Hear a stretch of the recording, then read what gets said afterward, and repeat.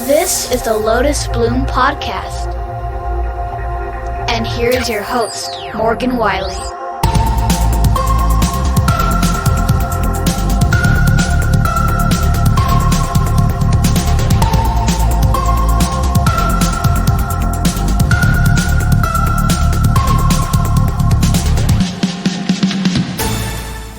Welcome to another episode of the Lotus Bloom Podcast. I'm your host, Morgan Wiley. I'm so excited to share with you this interview I had with Hagan Wallace.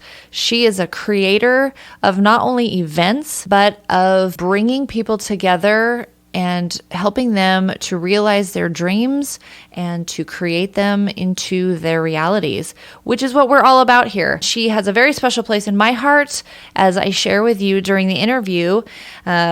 Please forgive the momentary tears and emotion that well up within me. But being at one of Janet's events is a milestone in my creative journey as a writer, which I share more about in the interview. So I hope you enjoy this interview with Hagan Wallace.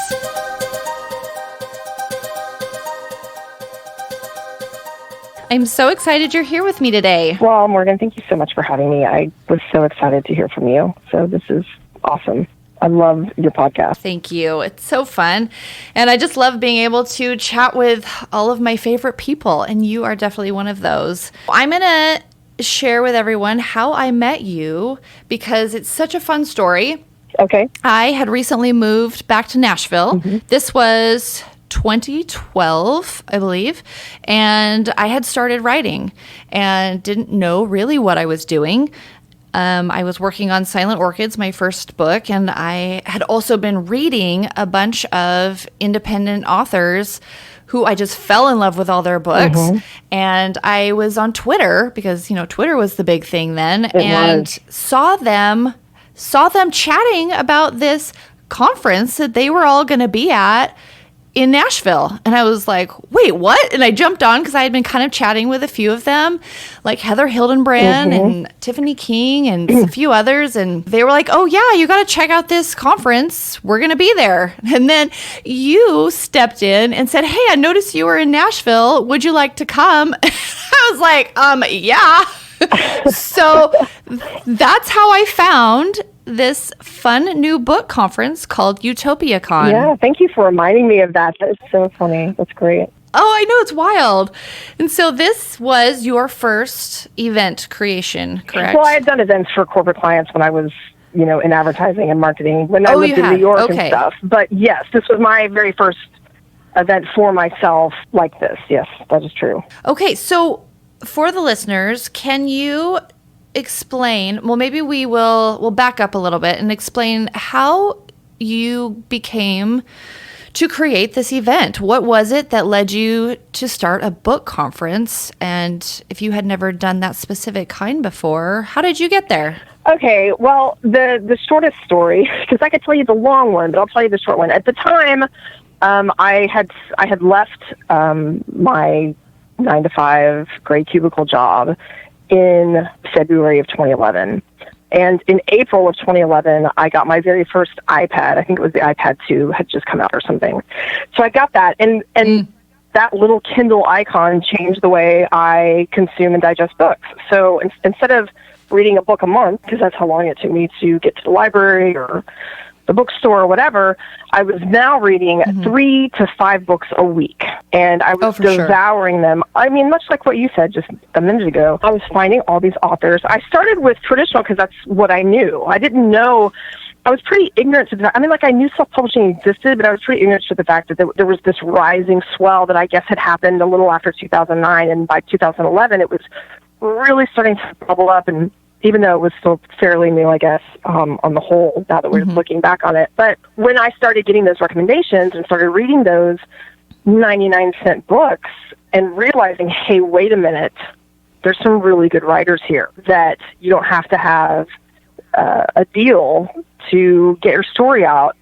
And for me at the time, I was building Social Deviance, which was my marketing company, and consulting and marketing for clients. I was building that up And, when you're doing that, there's a lot of like, you're building websites and you're hustling for clients and you're doing all that. And it's just, there's a lot of masculine systems in there. Very systems, processes, very, there was no creativity in my life at the time. And I actually was a writer as well, or I sometimes try to consider myself one. But at night, I would come home and I would dive into those books and a glass of wine and some chocolate-covered almonds in whatever order. And so what ended up happening was in about 6 months, I had read, I don't know, somewhere around 65, 70 books. You'd have to do the math of 3 to 5 books a week over 6 months. That's a lot. Well, what I realized was these women authors, and it was primarily women that I was reading, primarily paranormal titles, because, hello, Twilight, and primarily young adult category, that I was like, okay, these women are helping me build my business, and they don't even know it, because I would spend all day trying to build my business, and then I would come home at night and just escape the reality of how hard it was. Yeah. And I fell in love with just all of it, just the whole world of it. I had never been in the book world before, but I knew that I had to say thank you somehow, some way. And so what is a person to do that's building one whole business, right? Except build the second one. So, of course. Duh.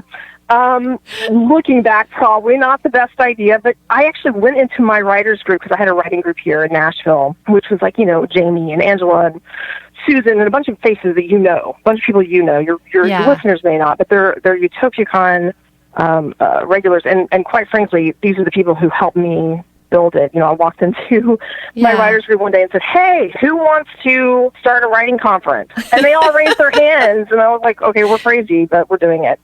And it was November of 2011, and we decided to have it in the summer of 2012, like between school, while school's out, right? So I started asking all these authors if they would come, and they're like, that's 6 months away.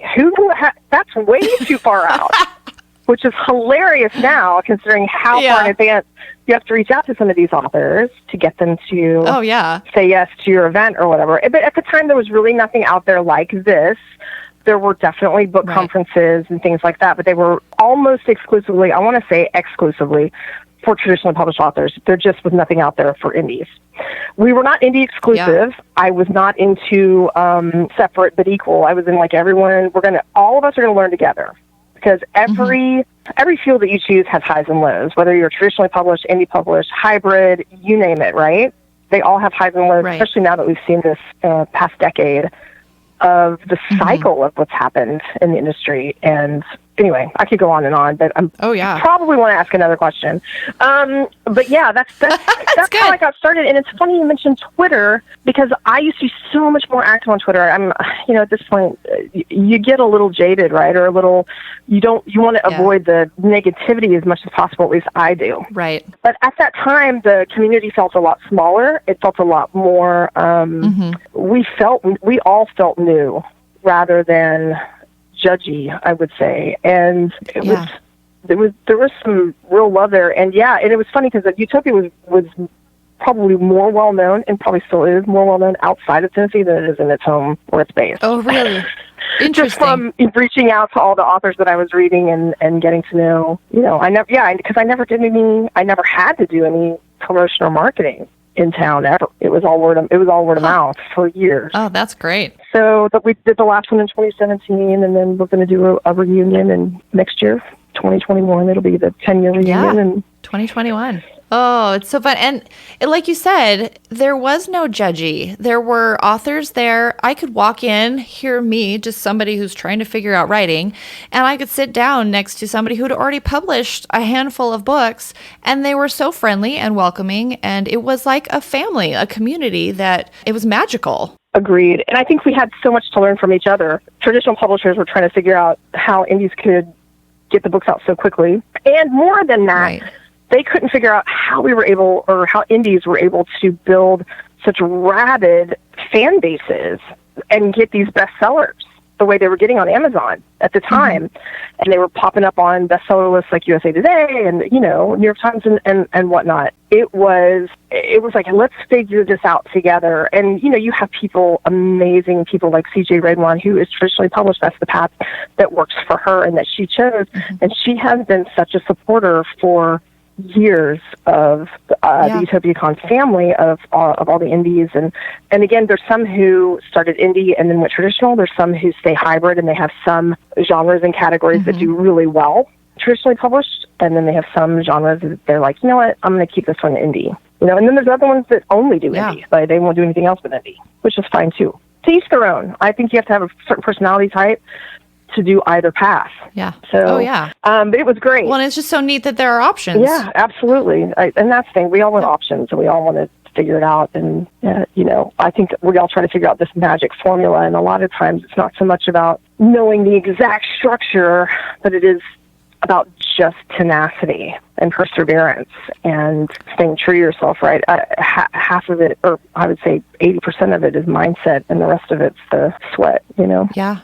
Yeah, no, I think that's really true. Yeah. So, yeah, I did UtopiaCon for up until 2017. And then from that, my career branched into a couple different directions. I started doing events for clients rather than for myself. So I have a couple of author clients that I do events for. I also have a dentist. And oh, really? I have a day trader financial advisor that I do events for. So that started happening, which was nice. Yeah, I get to go to Turks and Caicos in May, for instance. I get to go to Disneyland in April, which is great. I love doing that. Awesome. And in addition to that, when I decided that, because when UtopiaCon started, there was really nothing out there like it. Within a few years now, there's an event every weekend for indies and in the book world. And so I thought, okay, that was wonderful, and it served its purpose. What is another way that I can serve this community? What's something that I would want to do? What are the needs now? So I sent out this questionnaire. It was actually in 2014. I think it was like December of 2014.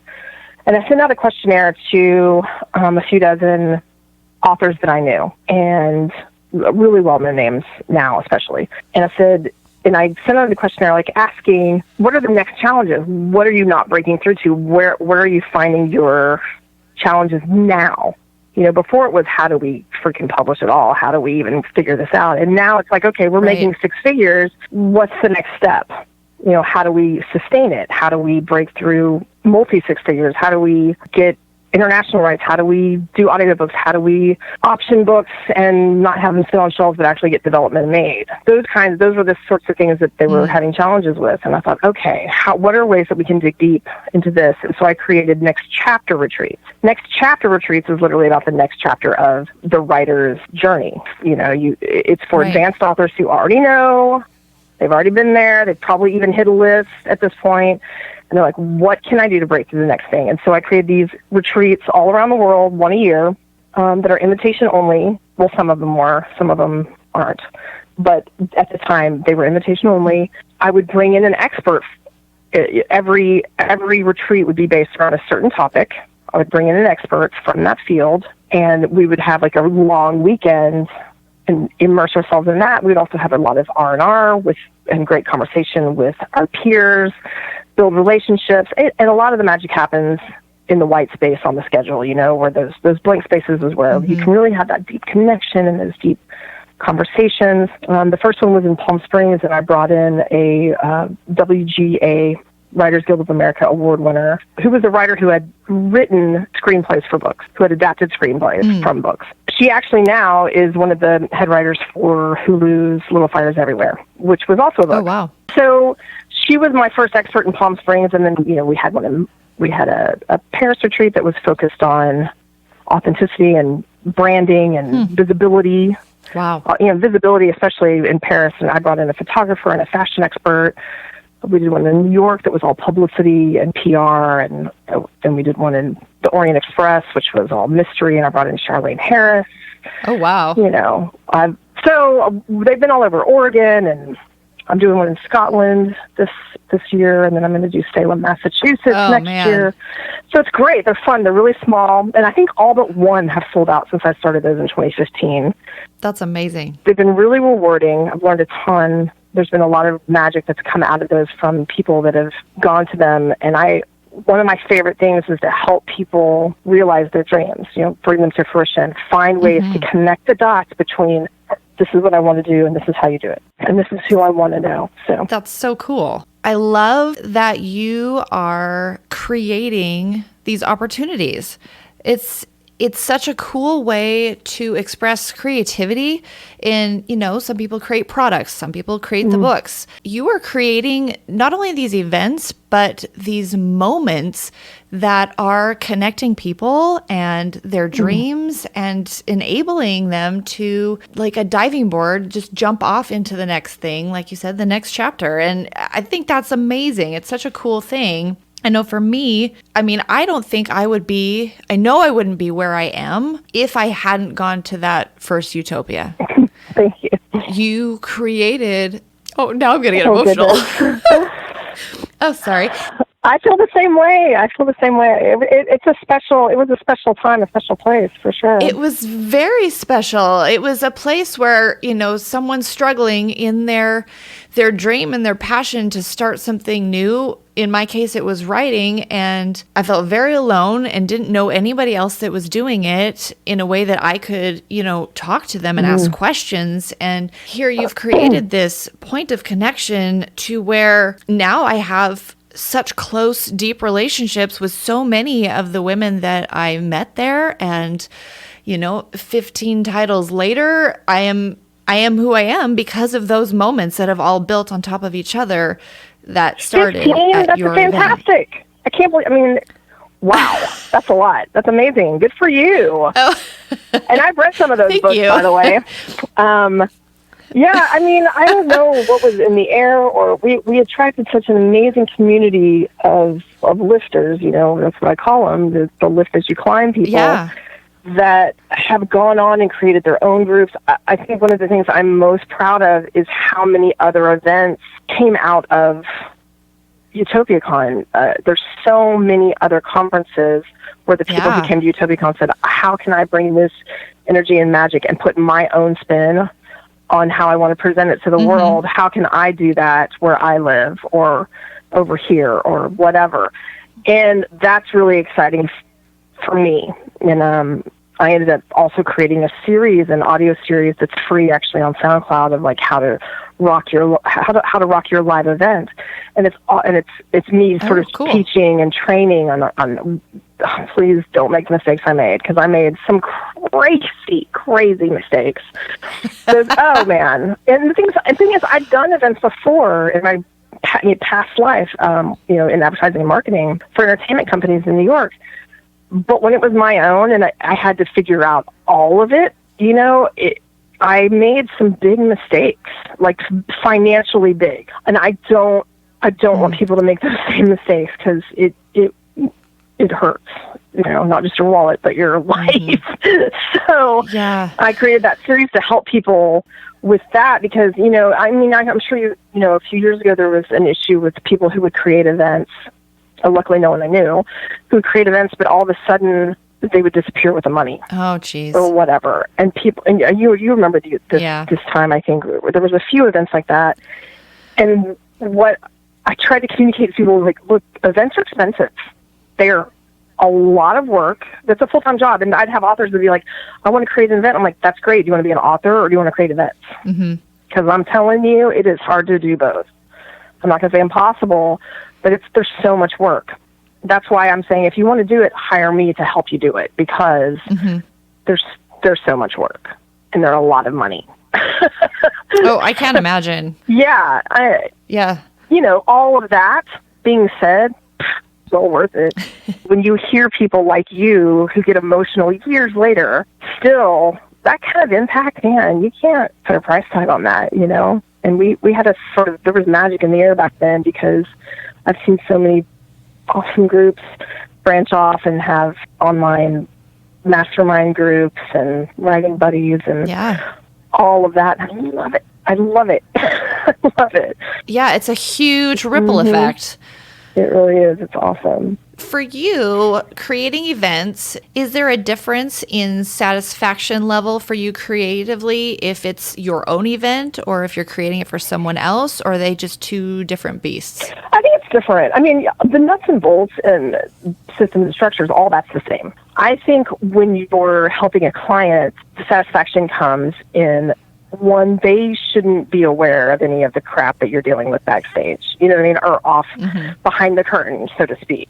Not that they shouldn't know everything that's leading up to the event. If there's issues, obviously you want to talk to your client and deal with those. Sure. But during the event, it's their job to just be the face of the event and to shine. And it's your job to bring their vision to life and organize it well, right, and pull it off.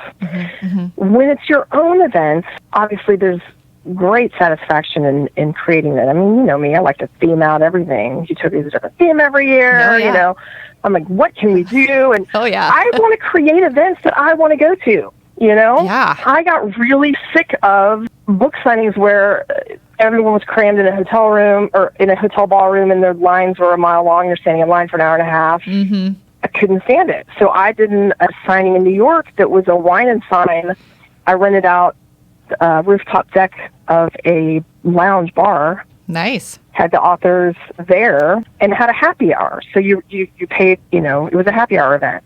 And so you got to hang out with the authors and drink and get your book signed. Love that. You know, like, because that's an event you want to go to. Right. You want to hang out there. Right. and it's fun. I created Next Chapter Retreat because I was like, okay, let's see. I've always wanted to go to Orient Express. What can I do? Well, obviously Orient Express would be mysteries, wouldn't it? You immediately think of it on the Orient Express and you think of the Orient Express. I'm like, all right, well, what does that look like? And I looked at trips, Orient Express trips online, and they had one from London to Venice. I'd never been to Venice. Nice. I was like, this sounds like, it's also one of the shorter trips because you want to make sure that it's manageable, right? Right. And I was like, okay, we'll do 2 days in London, 2 days aboard the Orient Express, and then 2 days in Venice. And I thought, wow, this could be really cool. We did a Jack the Ripper walking tour in London. That was way cool, by the way. You think those things are going to be super touristy, but they're so historical. It's bananas. Oh, that's cool. You know, they have all the evidence and all the detective stuff. That sounds amazing. You know, and so you're giving people these experiences that can impact their writing.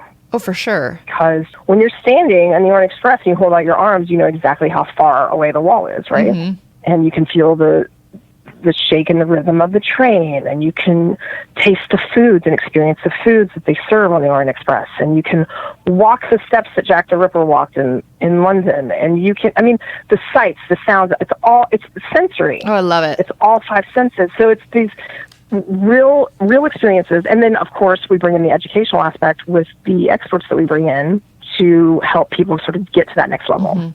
That sounds amazing. You know, and then the friendships that come out of that stuff, I have nothing to do with. I just give people the opportunity and the magic happens. So, but it's pretty cool to watch, I have to say. That is pretty cool. The satisfaction for me in my own events comes with creating something that I would enjoy to go to anyway. Right. And seeing people, seeing the magic happen. And then for other people's events, it's bringing their vision to life and keeping as much off their plate as possible during the event. That's awesome. So with that, what are some of the challenges that you face with that, whether it's creative or otherwise? Does that make sense? Well, sure. Yeah, I mean, yeah, and I would say that the challenges aren't unique to what I do either. It's it could be for any creative person. I would say, you know, there's when you work for yourself, there's cycles of success, and there's also cycles of your personal life. I mean, it's not a linear journey.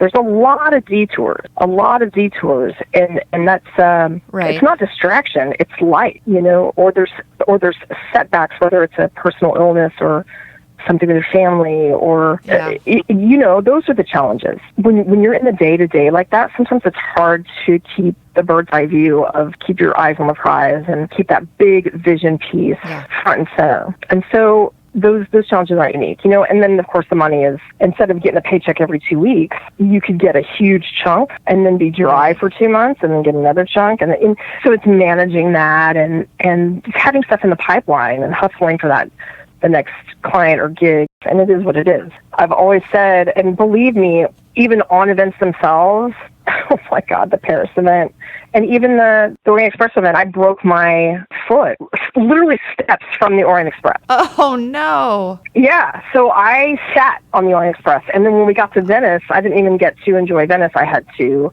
get on a boat and go back and fly home. Oh, that's horrible. Yeah, it is, but stuff happens. Yeah. I remember the Paris one, my luggage never came, never showed up.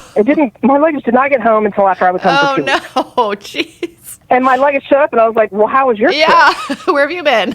So I had literally 2 outfits because I always bring an extra outfit on the plane. And these are tips that I also give in my How to Rock Your Life event. If you travel, bring an extra outfit on, Absolutely. in the carry-on. And your makeup. So I had 2 outfits, so I had to go shopping there. I mean, there is always going to be something that goes wrong. It is how you choose to respond to that. Absolutely. That sets you apart. Mm-hmm. That makes all the difference. Are you going to complain and whine, or are you going to be like, okay, this is inconvenient, it's frustrating, mm-hmm.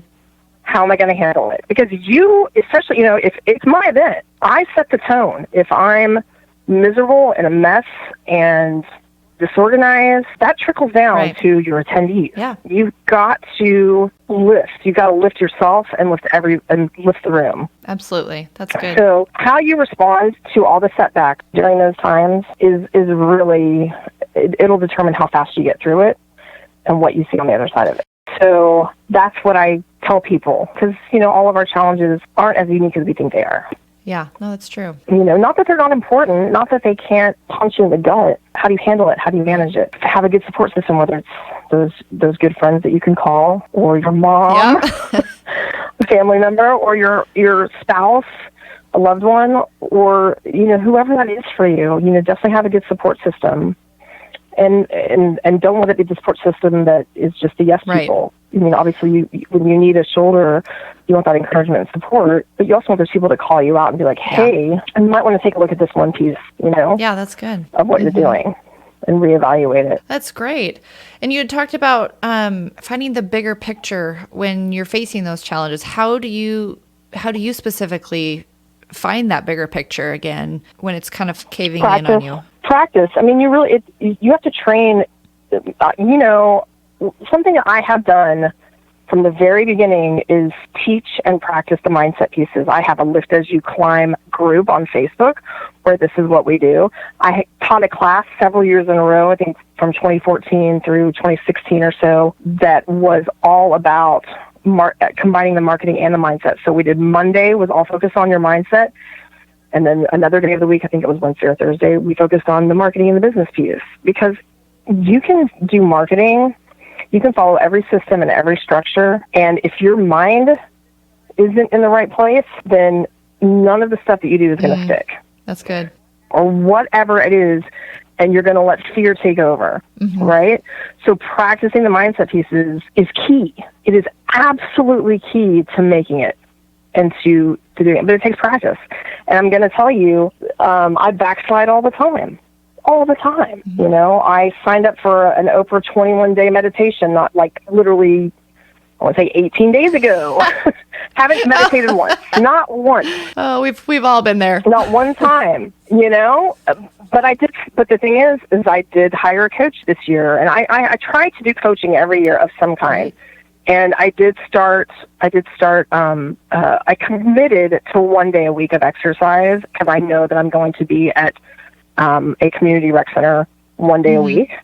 And then because I started doing it 1 day a week, now I'm doing it That's more. awesome. You know what I mean? So we all screw up. Absolutely. We all make mistakes. We all backslide. You don't want to beat yourself up, but you also don't want to keep saying, oh, but we all mess up. You want to keep going. We want to keep getting up. You want to keep asking. You want to keep asking more of yourself so that you can achieve your dreams. Yeah, that's great. And I think it's small victories. As you do the small things and keep doing them and keep getting victory, then it's easier to add a second day or whatever it is, because you can already do the one thing, and it builds and creating that foundation of victory. And you keep going. Absolutely. Absolutely. Yeah, I love that. And celebrate. Yeah, exactly. And that's a big thing to celebrate those victories. And it's okay to do that. It's okay to celebrate online, and it's okay to be happy and proud, and And I think it's important to do so. I think so many times, we're in this hurry and move on to the next thing, this instant gratification era or whatever it is that, oh, you did this, great, let's move on. Now let's do the next thing, where it's really important to acknowledge what you accomplished and the victory that you've had, and to sit in that. And it's so important too, because I think a lot of times, especially women, will be like, oh, no, it was no big deal. Oh, this whole thing, or oh yeah, I released another book, but you released another freaking book. I haven't released one. I mean, like, there's things that you should celebrate. Just because you know how to do it now, and it's your 15th or 16th, doesn't make it any less spectacular. Yeah, that's true, and that's a challenge for me. Yeah, and it's important to celebrate it, because in those times when things aren't so great, you can say, but I released 15 books, or, you know what, I did create Utopia Con, and it's okay that I'm not doing that right now.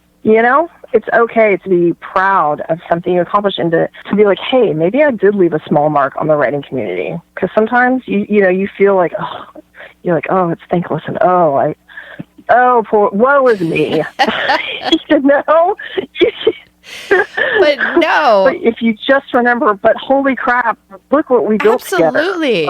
You built a community of people that are still together and doing things and creating their own events, and it's just trickling outward, for as far as the eye can see. And it's not just the one thing. You create all kinds of events that bring these people together and realize their dreams. That's huge. It's huge. It is. So I mean, that's what I would say is, keep going, take breaks if you need to, but keep going, celebrate. And honestly, listen to your voice. Like, if you think, oh, is it time or not to switch gears or to do something different?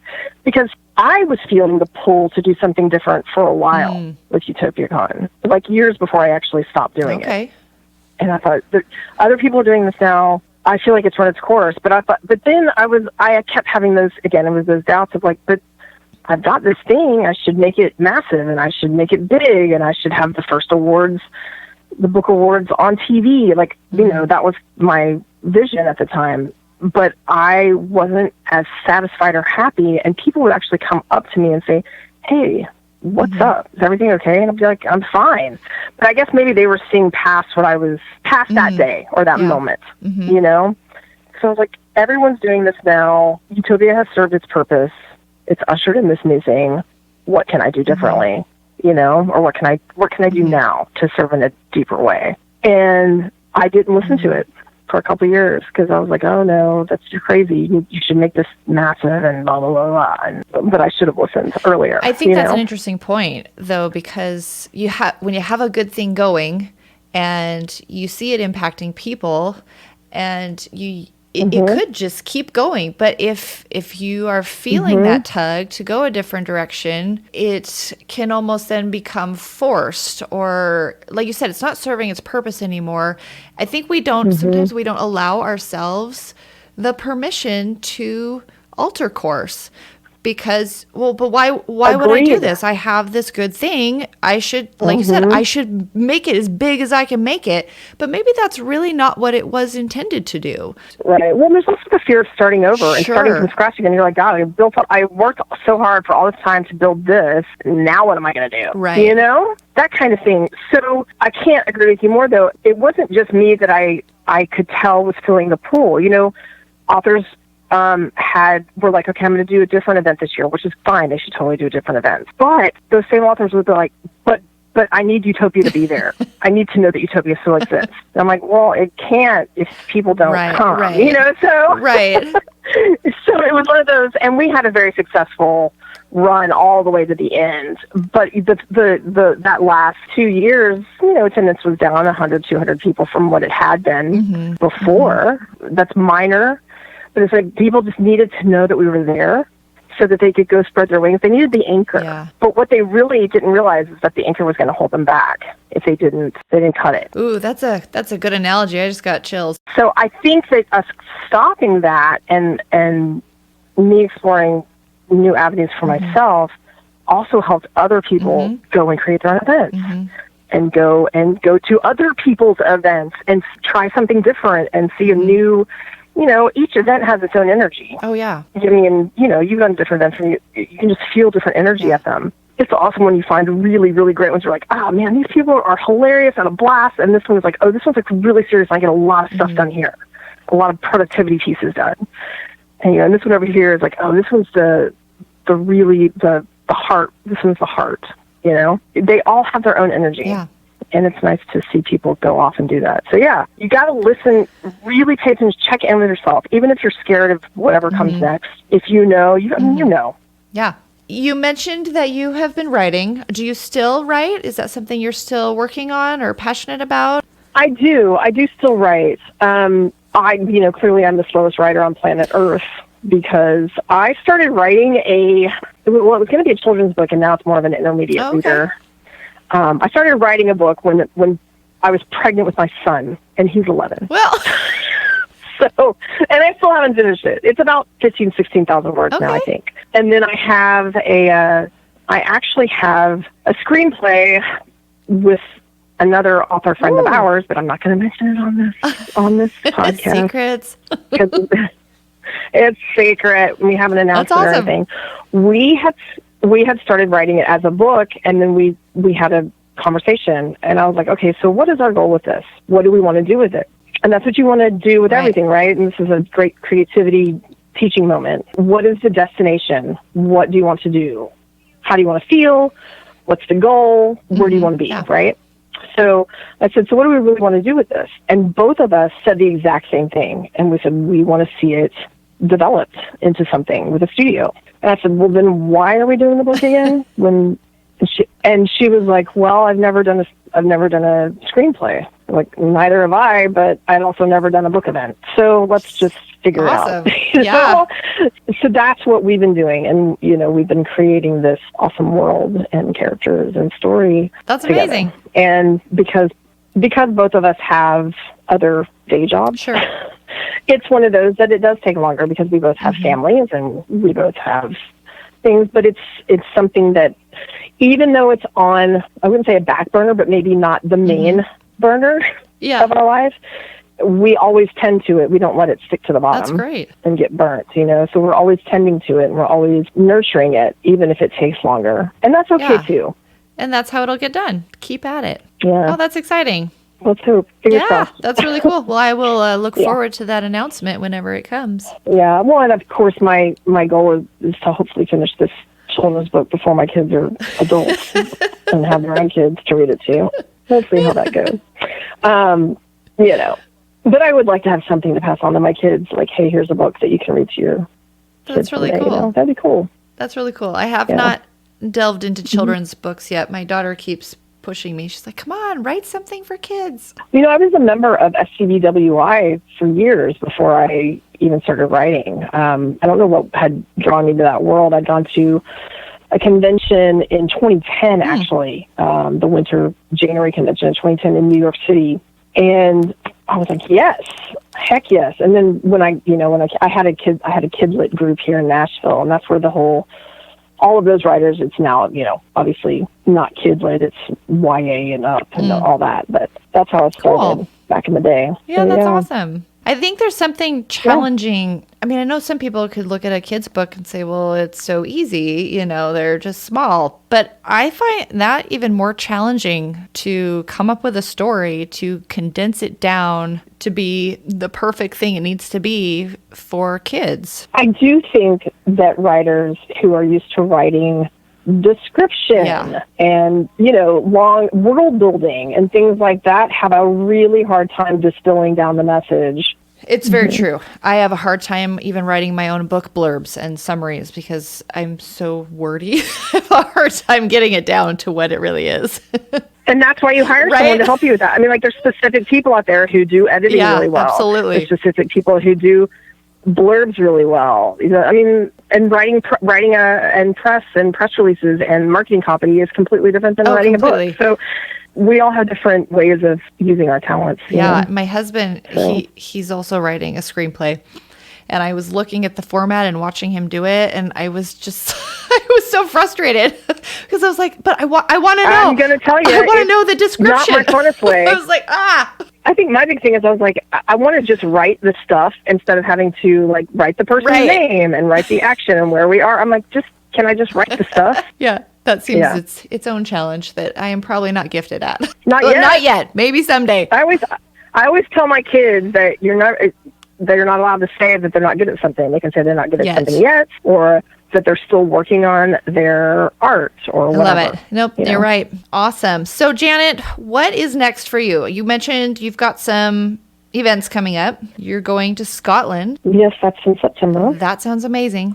I mean, this year it's I have two client events where I'm on site, one client event where I'm a consultant, and then the Scotland event. And other than those, I'm planning Utopia Con reunion in 2021. Yay. And then my Salem, Massachusetts next chapter retreat in 2021 in October. Yes, Halloween in Salem, Mass. It's going to be awesome. Other than that, I got my real estate license last year. I got my substitute teaching certificate last year. I got a lot of stuff going on. So that's basically where I'm at, and I'm still doing the writing and stuff like that. So what's next for me is really, it's more of the same, more creating and more learning and more growing and more doing. And that's awesome.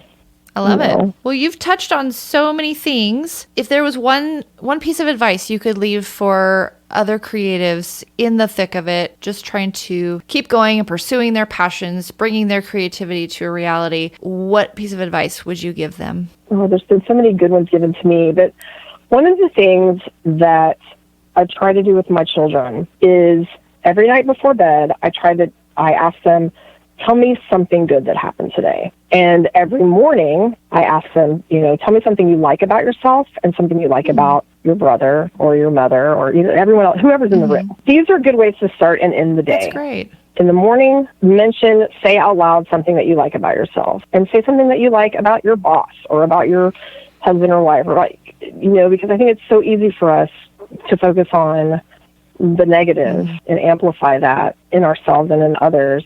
That one negative review, that all the things that drive you crazy about your spouse or your brother or sister, all the usual stuff. But if you can say one nice thing about them every single day, it's a really good thing. And especially when it comes to yourself, say one nice thing, something that you like about yourself, something that you're good at. I love going to the movies by myself, and I love that about myself. I love that I'm okay with whatever. And then at the end of the day, if you can say, tell me something good that happened today. So even if the day was a total wash, there had been something good about it. An interaction you had, a call that you made, an email that you received, the fact that you got over a cold, whatever, something good about that day. You can find something good to be grateful for, to have an impact, because it's a great way to go to sleep, because the older we get, the more we have worries and anxieties that keep us from sleep, right? Whether it's money or relationships, or if you're like me and you think of something awkward that you did and you think about it for the next 50 years, right? Like that one awkward moment you had in front of somebody, you're like, well, I can never be friends with that person, clearly. Because I made an ass of myself at one time. But if you say, what happened, something good that happened today was this, then it just makes it a smidge easier to go to bed. And if you repeat that practice every single day. I love it. I think that's great. That's good advice. Thank you. So if there's anyone that would like to contact you about your events or your writing on the wall management, where can they find you? Next Chapter Retreats is Next Chapter Writers Retreat at gmail.com. And Writing on the Wall Management, which is MGMT, like the band,